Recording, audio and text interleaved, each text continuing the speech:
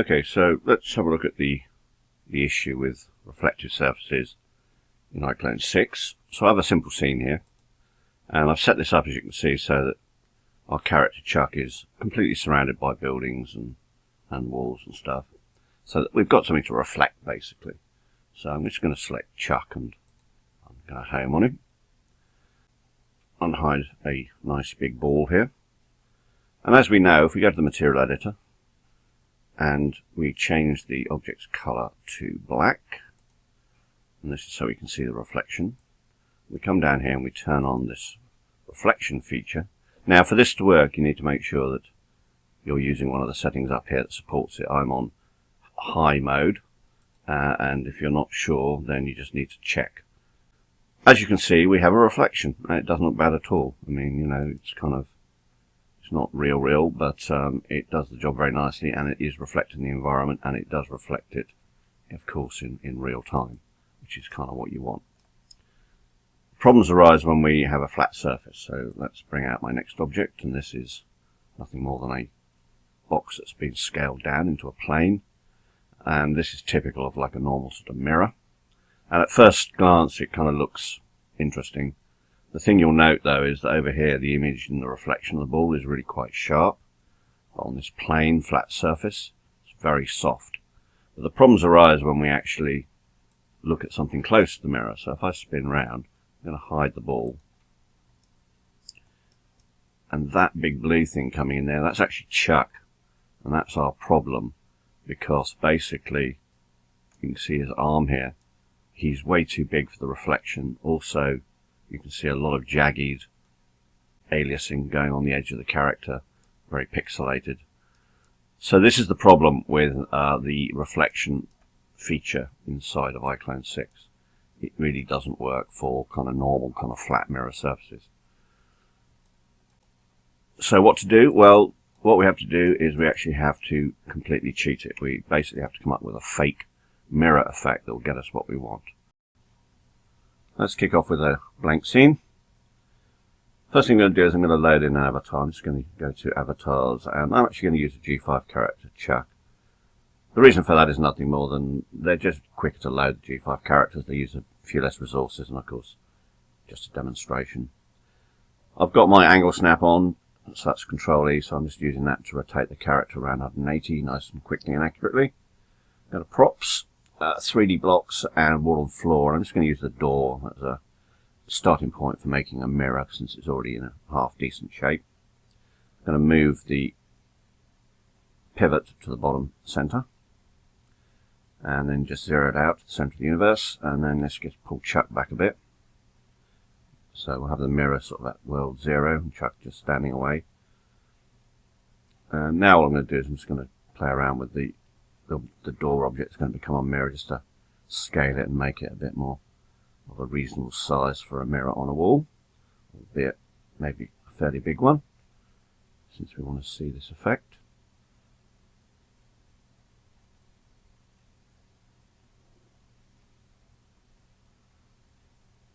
Not looking too bad.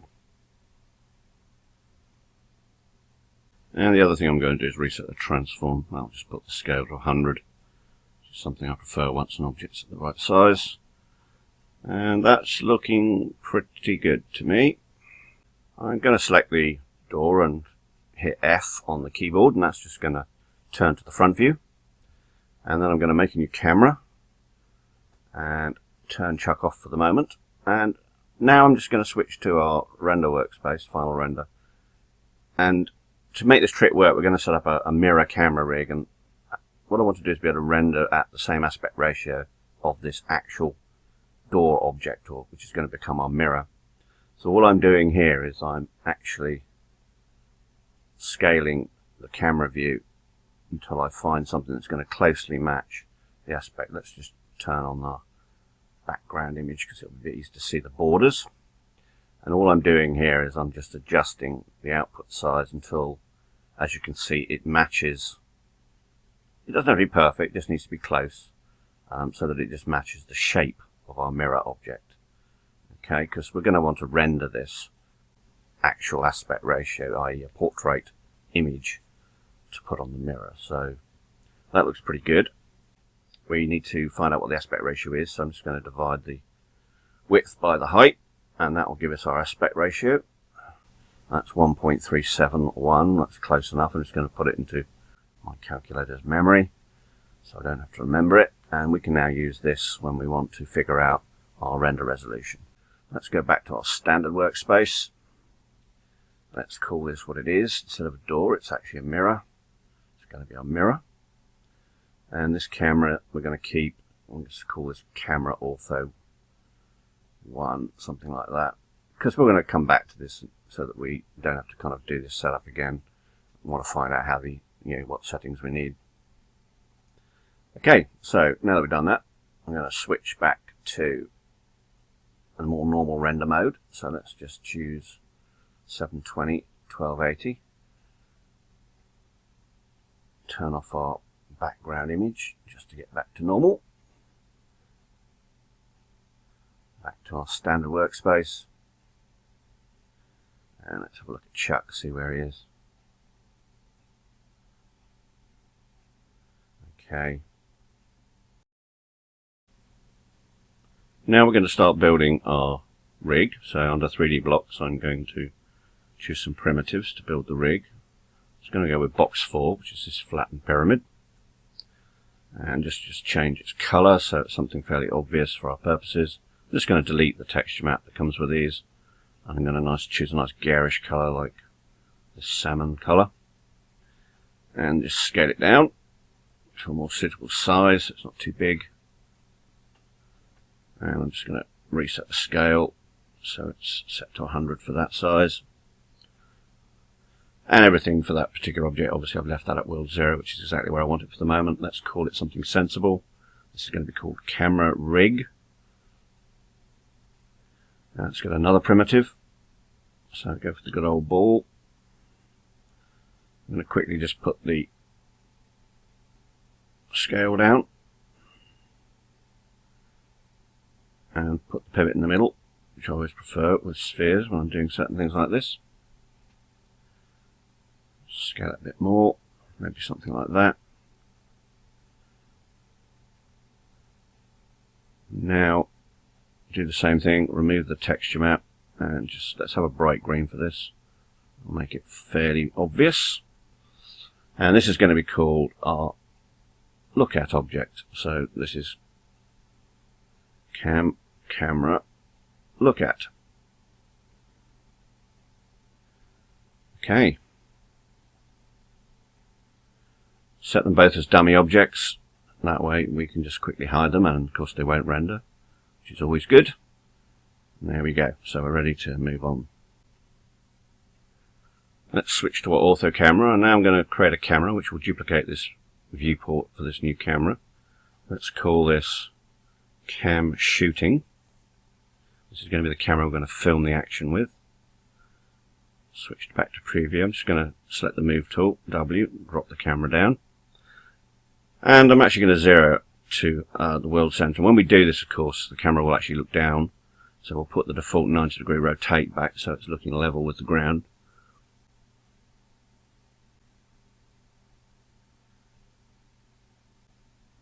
Okay, so let's make another camera. So I'm going to choose that same camera, camera shooting, create menu, create camera.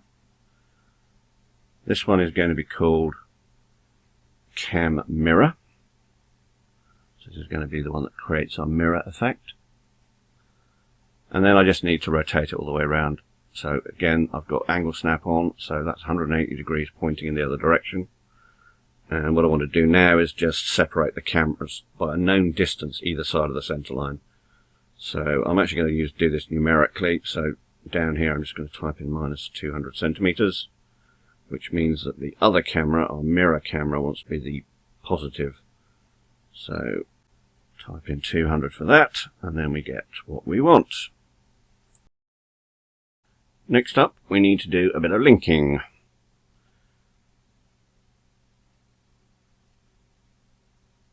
So let's select our first camera and come over here to our linkage.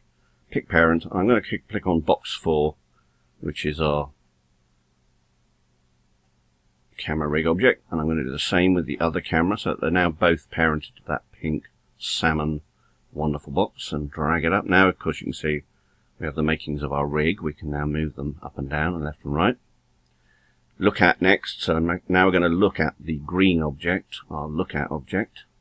So each camera is now going to look at that. So this means anywhere the green object goes, both cameras will target that object. So now you can see the cameras doing their look at. And we've got lateral and vertical lift on all the cameras.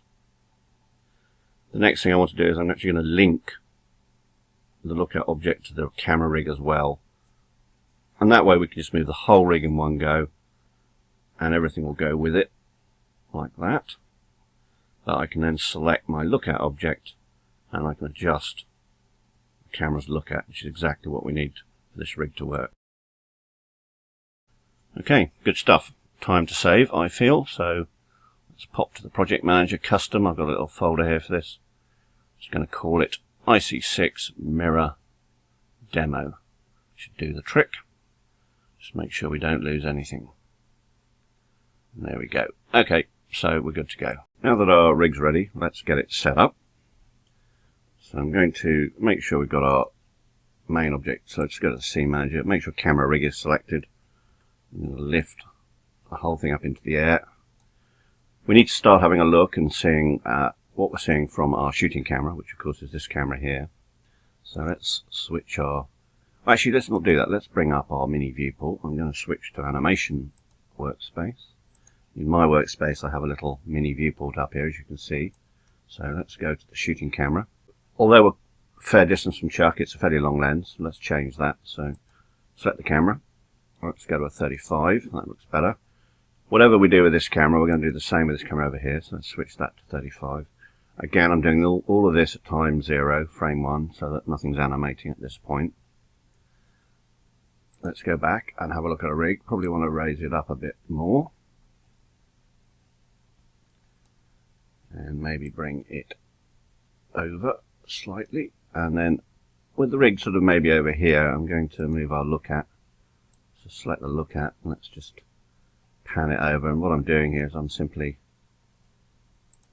getting myself a kind of initial starting point for the mirror. Okay. That looks like it should do the job.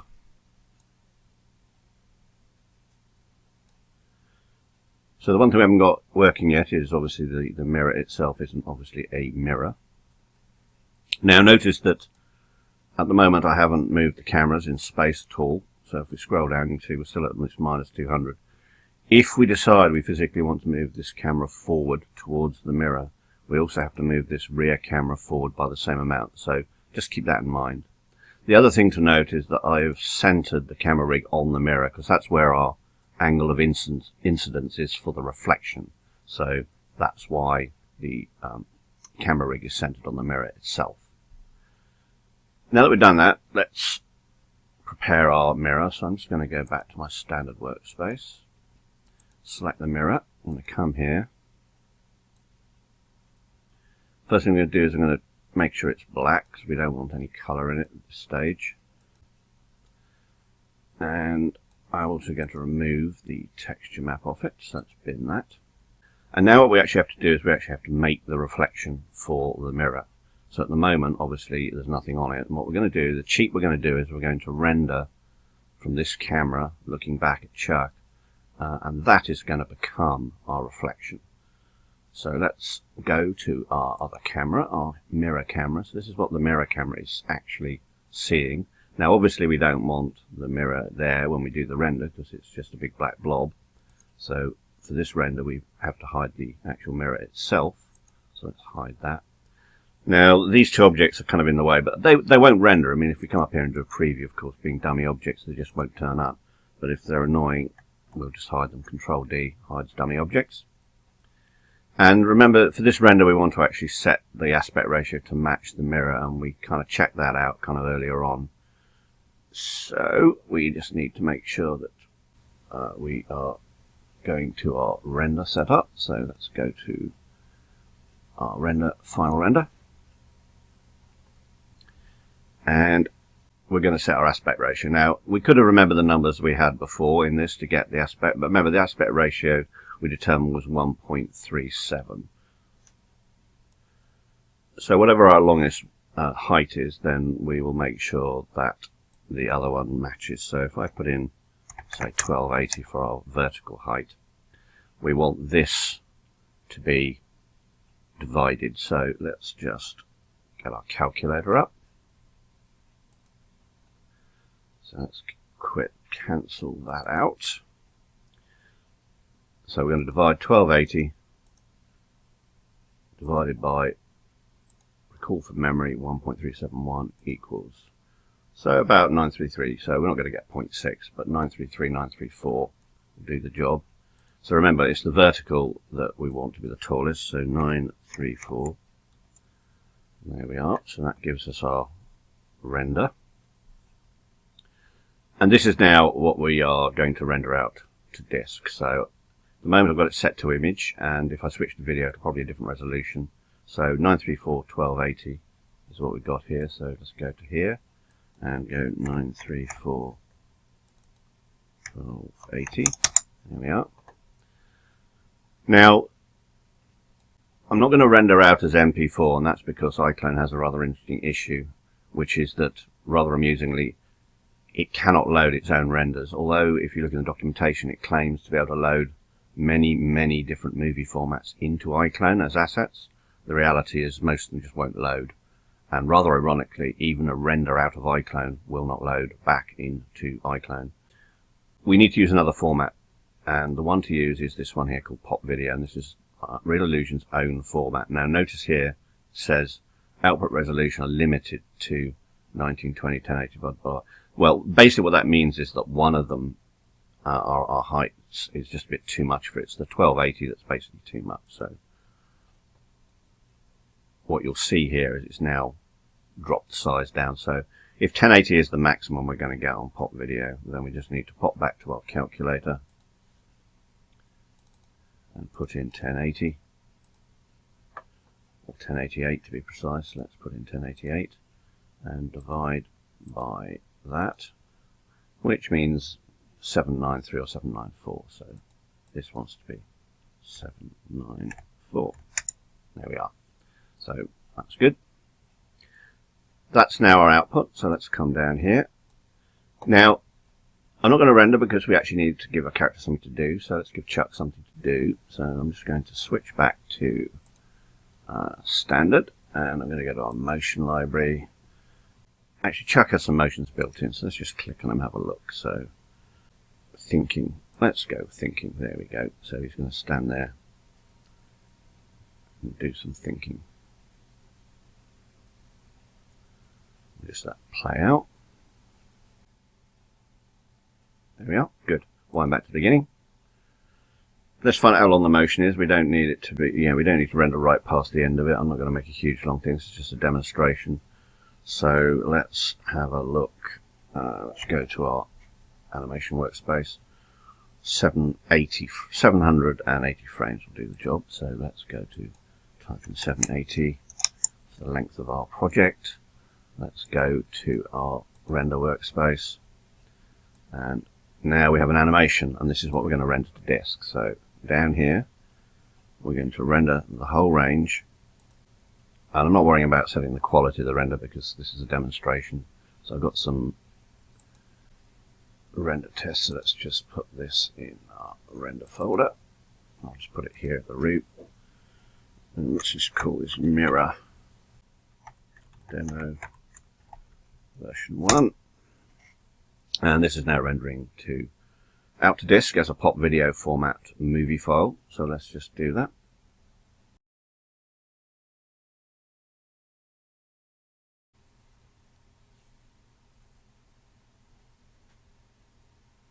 Now it always comes up and says, do you want to open it now? Obviously we don't, because this will try and launch your media player, which could be VLC or anything like that. And of course Pop Video is not a format that any media player can play, so just say no to that. Now before we move on, I'm actually going to remember this number here so we don't have to keep coming back and working out what we need. I tend to just do this using standard Windows trick. And I've just brought the snipping tool to the front. This is a standard feature since Windows 7. So I'm just going to do a rectangular snip, and I'm just going to grab the output, and this is now just going to be my little memory of what the values are. I'm going to put this on my second screen. You won't be able to see it, but I can bring it back whenever I need it as reference. Now that we've done that, I'm going to switch our output back to 1280-720, switch the camera back to our shooting camera. Let's go back to our standard workspace, scene manager. Let's bring our mirror back. So here's our mirror. And what we need to do now is apply that render to this object. And of course that means we simply just need to load it into our diffuse channel here. So let's just go to our render. And here is our mirror demo, pop.pop video format. So let's just load that up. Now, when it comes in, it's going to look a bit odd, and the reason it's going to look odd is because it actually has an opacity map with it, which we don't really want. This is a standard feature of pop video. It's this map here.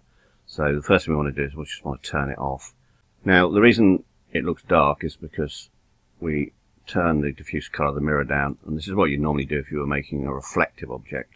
But of course, what we're doing now is we're actually cheating the reflection. So now we actually do need to see the actual image on the object itself. The other thing we need to do is we just need to play around a bit with the UV mapping. So we have this object here. It was originally a door, and we've squeezed and squished it around a bit.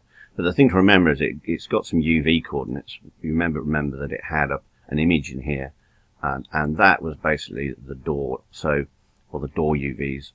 So I'm actually going to overwrite the UVs just as a starting point, and then make some adjustments. So it's going to be a planar object. We're going to map from the front. So if I actually come to our preview camera, you can see that I'm going to map in this direction.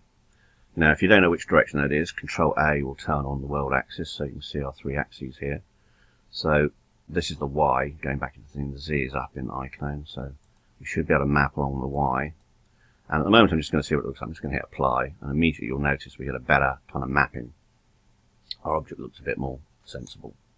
The other thing we want to do to mimic and fake a mirror is we don't really want this shadow falling on the mirror. You can have shadows fall on mirrors, but because they're generally overpowered by the reflection.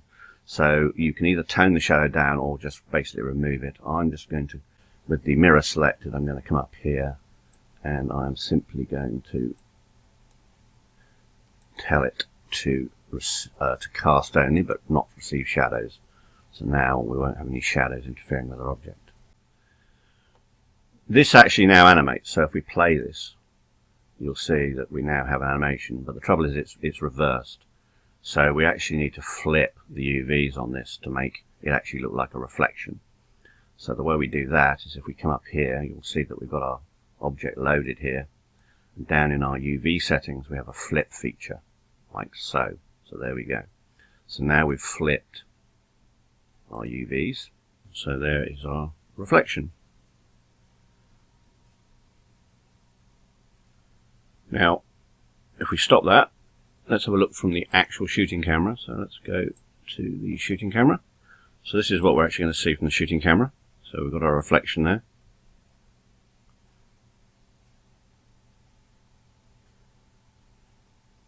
And that's working pretty well. But we want to make it look a bit more like a mirror. At the moment, it doesn't really, it doesn't have a kind of feel of a mirror. So we could do a few little things to help this look a bit more like a mirror. So I've got the mirror object selected, so let's go to the material editor.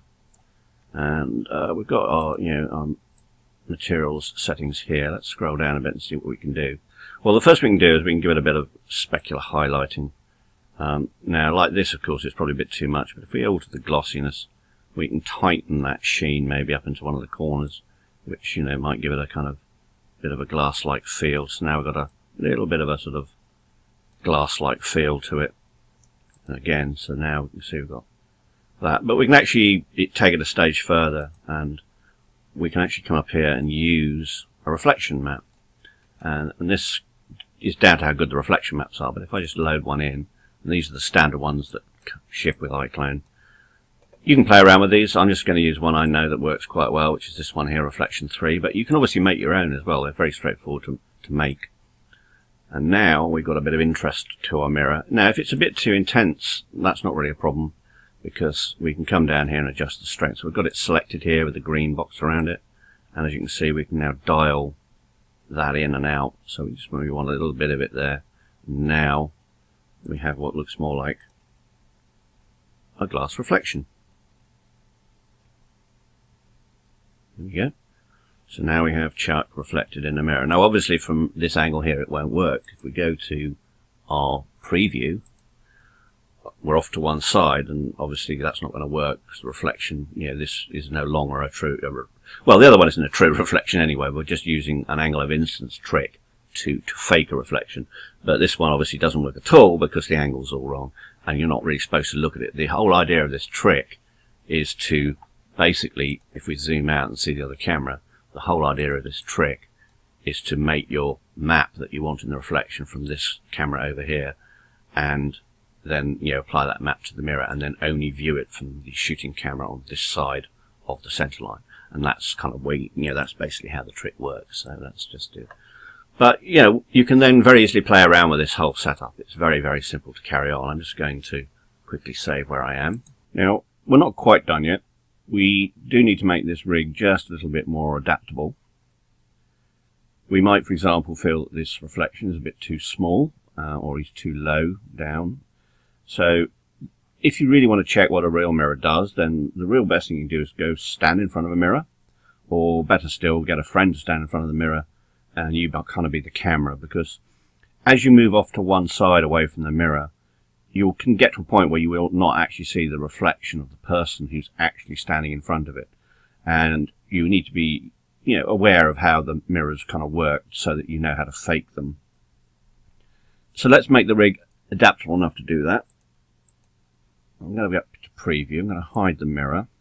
Control D to unhide our objects. And we know, for example, this is our look at.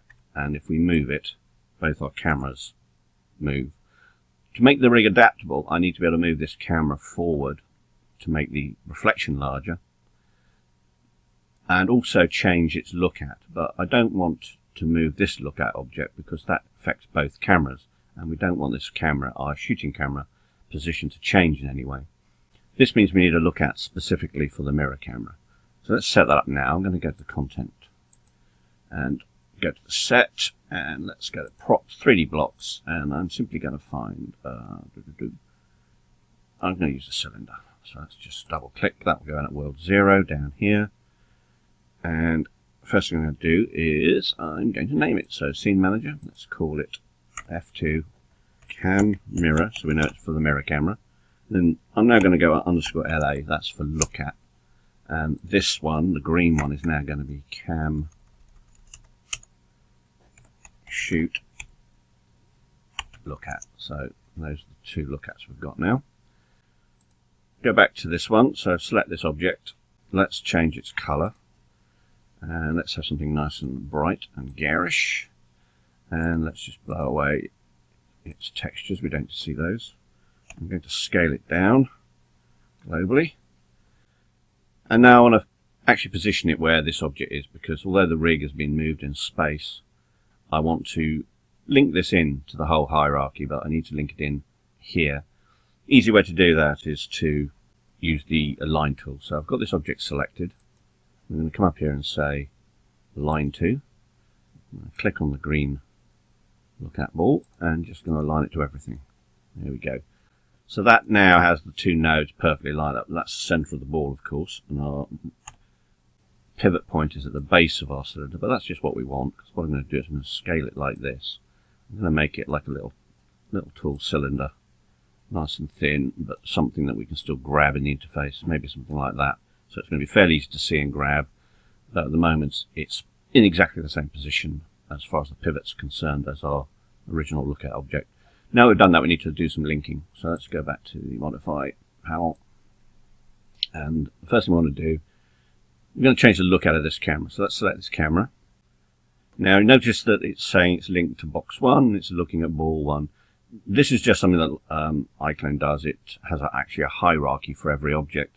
If you find this confusing, because this is the original name of the object as it came out of the library, rather than the name that we now have over here in the in the scene manager, then you can change this. It won't affect the function, but we can click here and you can see we can select camera rig, and as I said, it will do nothing to the function of this at all, the link.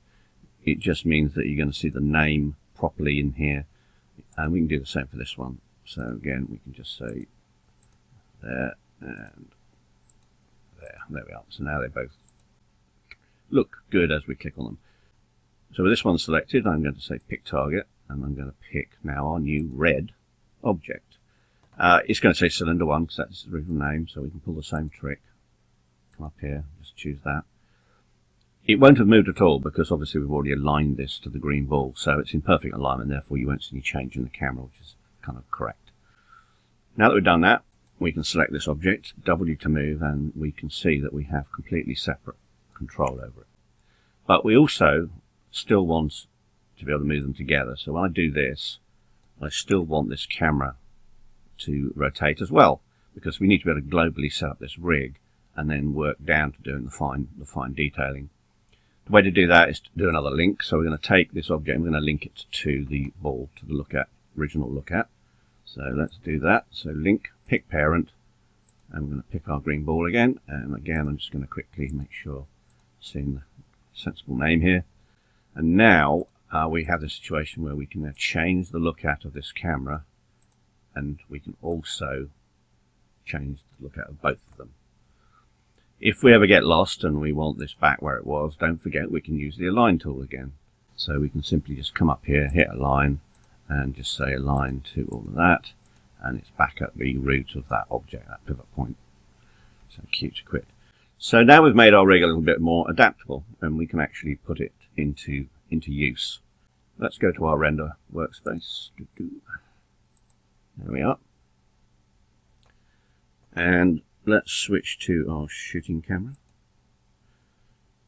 Now the thing to note here is I'm not going to render out a pop video this time, and the reason I'm not going to do that is we're doing tests now, and when you're doing tests you want to run as quickly as possible, and rendering out an animation of Chuck is pointless when really we just want to check if the reflection's working. We can do that with the still.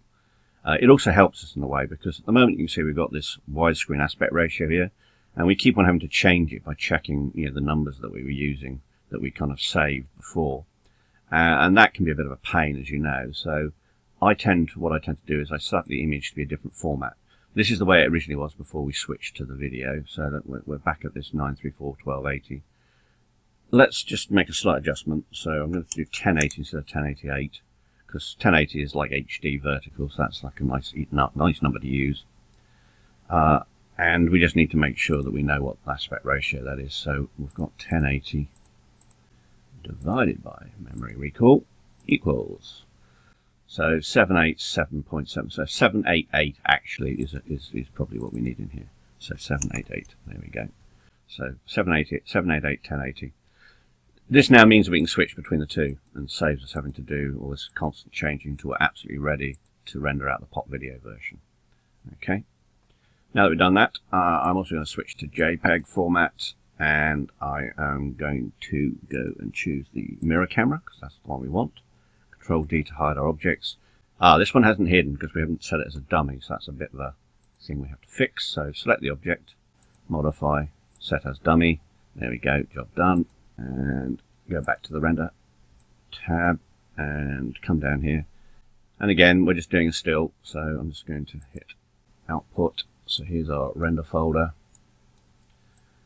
and let's just call this Chuck Mirror 1.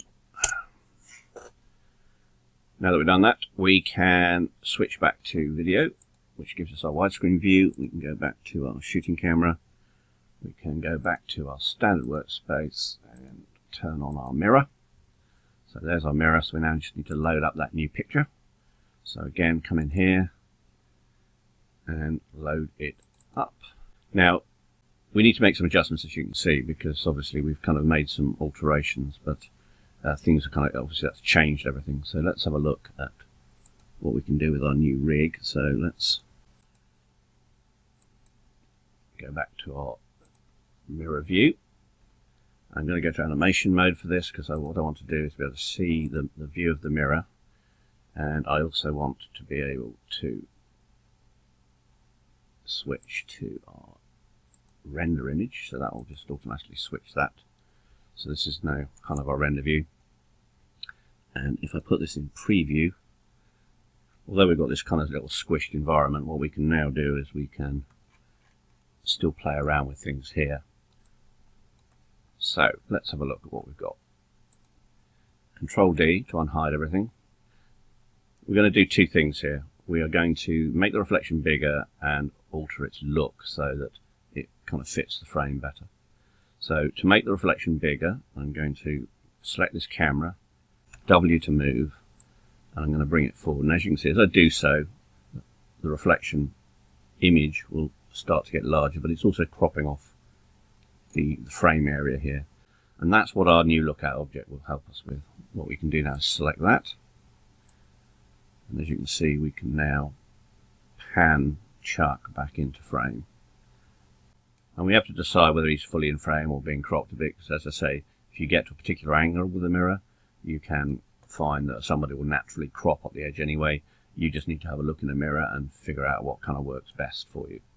So say we're happy with that. For our reflection, Control D to hide our dummies. Let's get this rendered out. So we need to make sure we're looking in the main viewport through our cam mirror, because it won't render this mini viewport. So now that we've done that, let's bring up our render image dialog and just hit output. I'm just going to select the previous Chuck, change the name in the dialog to 2 and save that to disk. And now we can just switch over to video to go back to our widescreen mode. And let's just drop that. Shooting camera, I'm just going to hide the timeline. Notice I'm doing all this at frame 0, just to make sure nothing animates. And let's come up here and go to scene and bring our mirror back. Material editor. Now we just need to load in our new updated render. And there we go. We now have something that looks might look a lot better for the size, the reflection, and the relation, the height. So now that we've kind of proven that this works, so we've still got Chuck's animation here, we can simply go ahead now and render out a pop video version of this. Before I do that, I am just going to do a quick save. So let's just do that. I'm going to go back to my scene manager. Let's go to CC. Let's put Natalie into the shot. Notice she takes longer to load because she's a much more detailed, complex character asset. And I'm going to switch to a preview so we can see what's going on. So let's just shift her out here behind Chuck. Let's just rotate her around. I've still got angle snap on, so I'm just going to put her out here so that hopefully she should be picked up in the reflection. Now she's not doing a hell of a lot at the moment, and being a CC character, she doesn't actually have a persona. So I'm going to import Heidi's persona onto her. So import persona, Heidi. I'm going to right click, and now we have a perform list, and I'm going to choose viewing mirror.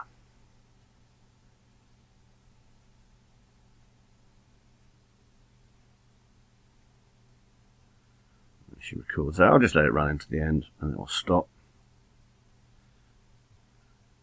I'm just going to, because her moves longer than the timeline we've got, I've just stopped it anyway.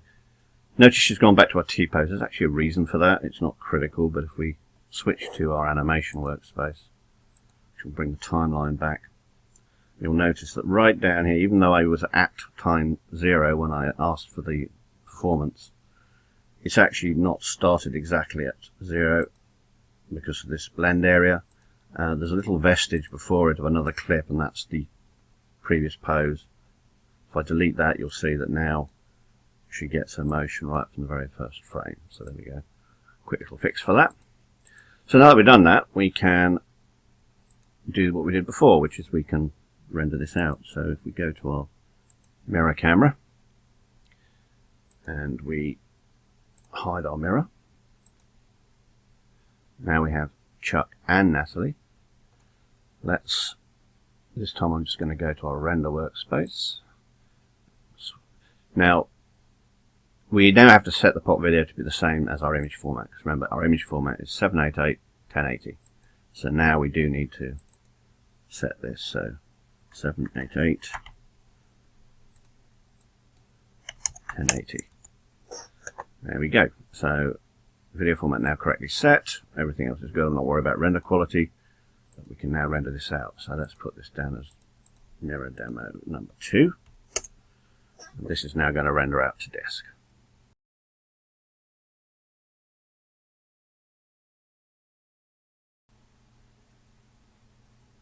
Okay, we're done. We're not going to open it because, as we know, pop videos don't work. What we do have to do, though, is we need to set this back to our normal format. So let's just do that off the menu. And then we can switch back. Now I'm going to go back to just a standard workspace for this. And go and look through our shooting camera. Scene manager. Bring our mirror back. And now we're going to load up our new pop video number 2. And there's Natalie in the background. Now she is in shot, but as you can see, we might want to bring her closer in because she's not really in the shooting camera's frame that much. But as I think we just demonstrated the whole thing, and you can kind of work with this and play around with it to your heart's content to kind of get the type of mirror effects that you want. As I said, it is a complete cheat, but that's the whole point. iClone does not have a real mirror, so therefore you have to kind of make something up like this. So there we have it. If I switch to preview now, just have a look at our little set one last time, our little setup. Control D. So here we are. So we can set up our shooting camera to get the angle we want and the coverage we want of our actors just by, as I said, the main thing we want to do is do it with this here. So you want to set your sideways motion and your vertical setting here. You then want to set your green main look at to get the angle you want for your shooting camera, and then once you've done that, you can then determine how close this camera is to the rear of the mirror, and also you can select the other look at and you can adjust it both vertically and horizontally to kind of get the coverage that you need for the render for the reflection. So pretty straightforward. I hope that all makes sense, and I hope you can find some use for it.